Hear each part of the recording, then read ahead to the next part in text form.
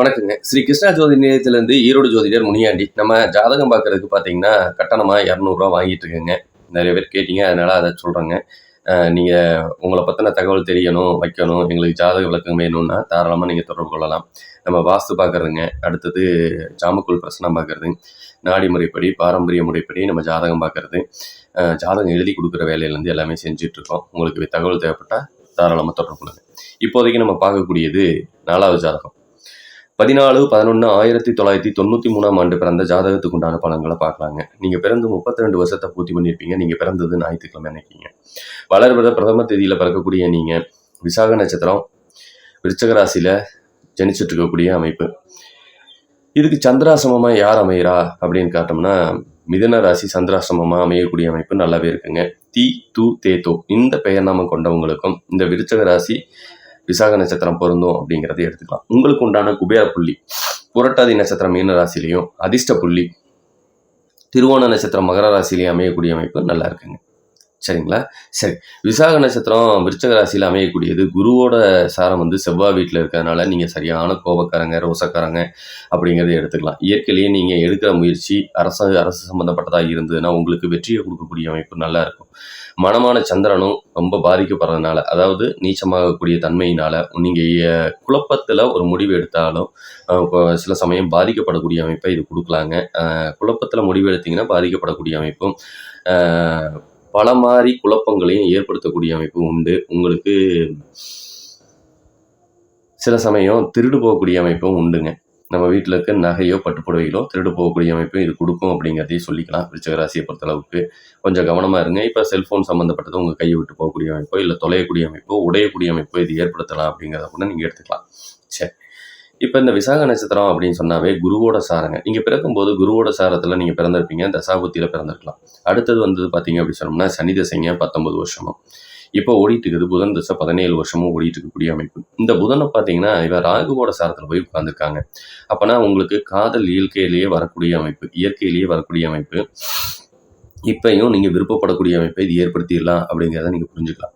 இது ராகுவோட சாரத்தில் உட்காந்துக்கிறதுனால ராகு கேது லக்னமாக அமைஞ்சவங்க பாதிக்கப்படுவாங்க அப்படிங்கிறதையும் எடுத்துக்கலாம். அப்படின்னு பார்த்தோம்னா எந்தெந்த லக்னத்துக்காரங்க பாதிப்பாங்க அப்படின்னா, இந்த புதன் தசைக்கு உண்டானவங்களில் முக்கியமானவங்க 1 விருச்சக லக்னம், அடுத்தது கும்ப லக்னம். இந்த 2 லக்னம் இயற்கையிலேயே பாதிக்கப்படக்கூடிய அமைப்பு. இதுவே ராகு கேது தோஷமாக இருக்குங்கிற பட்சத்தில் 1 துலாம் லக்னம், அடுத்தது பார்த்தீங்க அப்படின்னு சொன்னால் விருச்சக லக்னம்,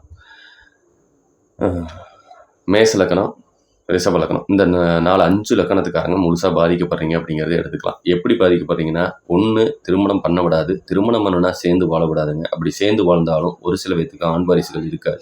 ஆண் வாரிசு அப்படி பிறந்தாலும் சேர்ந்து வாழ விடாது அப்படிங்கிறத நீங்கள் புரிஞ்சுக்கோங்க. சரிங்களா? இது மட்டும் இல்லாமல் 1 கடன், நோய், வம்பு வழக்கு பிரச்சனையும், உங்கள் வீட்டுக்கு யாரோ செய்வன வச்சிட்டானுங்களோ, பில்லி சுனி வச்சிட்டானுங்களோ அப்படிங்கிற எண்ணம் வரைக்கும் உங்களை இழுத்துக்கொண்டே நிறுத்திடலாம். இந்த 5 லக்கணத்துக்காரங்களுக்கு அந்த மாதிரி ஏற்படும்.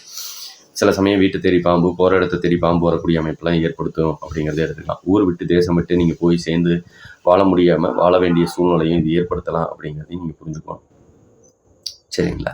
சரி, இது இல்லாமல் வேறு என்ன நமக்கு பலன் இருக்குது அப்படின்னா, பல தொழில் பார்க்குற யோகம் இருக்குங்க. நூல் துணி சம்மந்தப்பட்டதோ, லாயர் சம்மந்தப்பட்டதோ, ஒரு சில பேர் மெடிசின் சம்மந்தப்பட்ட வேலையோ செய்யக்கூடிய அமைப்பும். பிரம்மகத்தி தோஷம் இருக்கிறதுனால எவ்வளோ சம்பாரிச்சாலும் கையில் நிற்காத அமைப்பு தான் இது ஏற்படுத்துவாங்க. பசுமாட்டுக்கு தீவனம் கொடுங்க. மகாபாரத கதையை நீங்கள் தொடர்ந்து கேளுங்க, உங்களுக்கு அந்த தோஷம் நிவர்த்தியாகும். பெண்கள் விஷயத்தில் கவனமாக இருக்க வேண்டியதுதான் உங்களோட வயசில் மூத்தவங்களோட சகவாசத்தை கண்டிப்பாக கொடுக்கும் அப்படிங்கிறதையும் சொல்லிக்கலாம். உங்கள் மனைவி ரொம்ப நல்லவங்க தான், நல்ல புத்திசாலித்தனத்துக்கு சொந்தக்காரங்க. சில நேரம் அவங்களுக்கும் கெட்ட பேர் ஏற்படுத்தக்கூடிய அமைப்பு உண்டு அப்படிங்கிறத எடுத்துக்கலாம். உங்கள் வீட்டில் அதிகாரம் அம்மா கையில் இருக்கக்கூடிய அமைப்பு, தந்தையால் சில சமயம் பிரயோஜனம் இல்லைன்னா தந்தை இல்லை அப்படிங்கிறத எடுத்துக்கலாம்.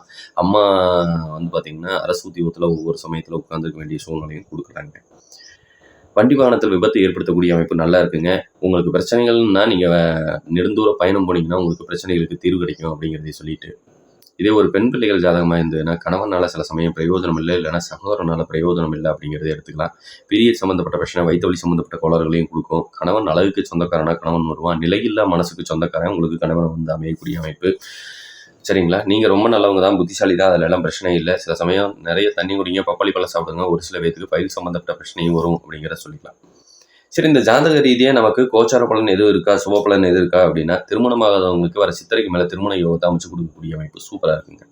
நிலவலங்கள் இல்லாதவங்களும் நிலவலங்கள் வாங்கக்கூடிய அமைப்பும், ஒரு சில நேரத்தில் விபத்துக்களை ஏற்படுத்தக்கூடிய அமைப்பும் நல்லாவே போயிட்டுருக்கு அப்படிங்கிறத சொல்லிக்கலாம். சரிங்களா? இதெல்லாம் தான் ஜாதக ரீதியா இருக்கக்கூடிய அமைப்பு. மேலும் வேறு தகவல் தேவைப்பட்டா ஸ்ரீ கிருஷ்ணா ஜோதி நிலையத்தை அணுகுங்க. மிக்க நன்றி. வாழ்க வளமுடன். வணக்கம்.